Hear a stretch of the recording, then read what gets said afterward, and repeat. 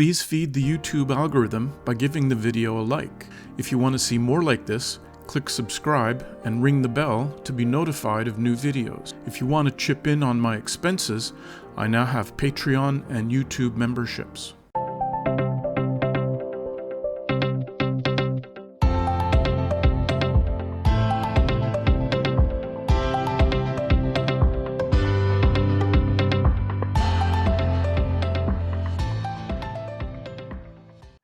Welcome to my August 9th, 2022 visit to the Tesla Gigafactory in Berlin.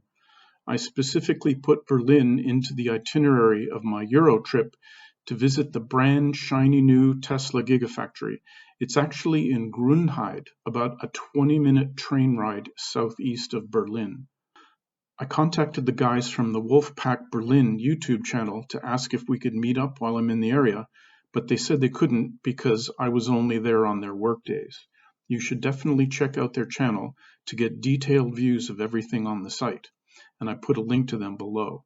They've been flying directly over the site every week since construction initially started, with 127 flights so far, and Elon has given permission from drones, so it looks like I'm out there on my own today.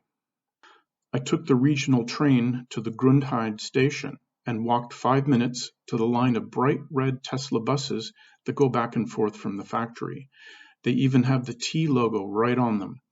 It was about noon, so there were only a few of us on the bus, and it stops right inside the parking lot. So we got off and I followed them to the employee entrance gate.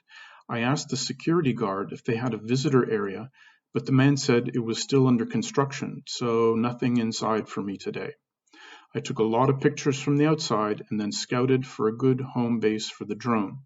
Since it's a work day, I didn't want to fly over the factory site, so I ended up in a deserted parking area just on the other side of the main road.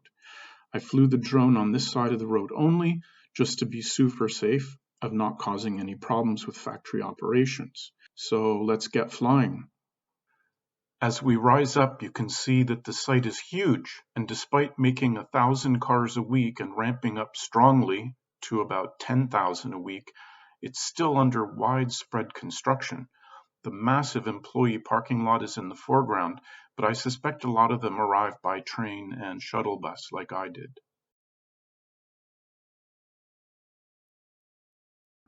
To the far right of the site is the probably 5-story high battery cell manufacturing area and warehouse. Battery cells need a lot of space for processing of the anode and cathode material, with multiple parallel production lines to get the volume of cells needed for the huge number of cars being built next door. And then after they're built, they have to go through an initial charging step called battery formation.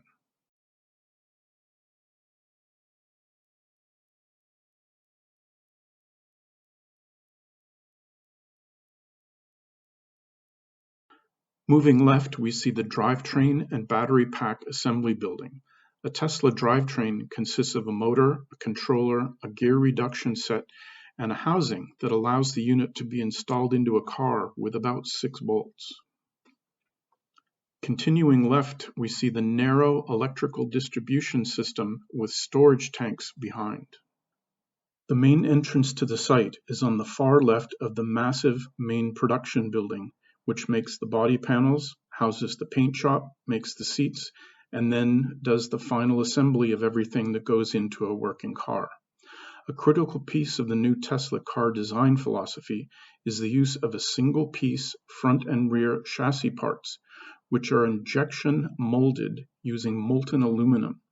Tesla has several 6,000-ton single-piece casting machines on site already, cranking out these castings. This is a major shift from the conventional method, saving over 370 small, separate pieces which get welded, screwed, and glued together, introduce tolerance errors, and they need a long production line to complete assembly.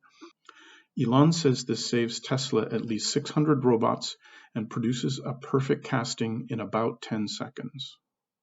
In the far back of the site, Tesla even has its own railroad spur, and I'm sure they'll get full use out of it.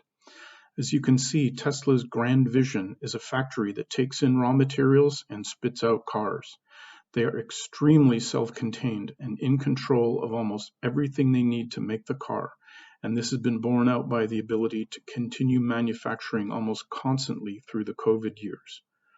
Previously, I've had a tour of the Giga Fremont site and a very rare tour of the Giga Nevada site inside the facility.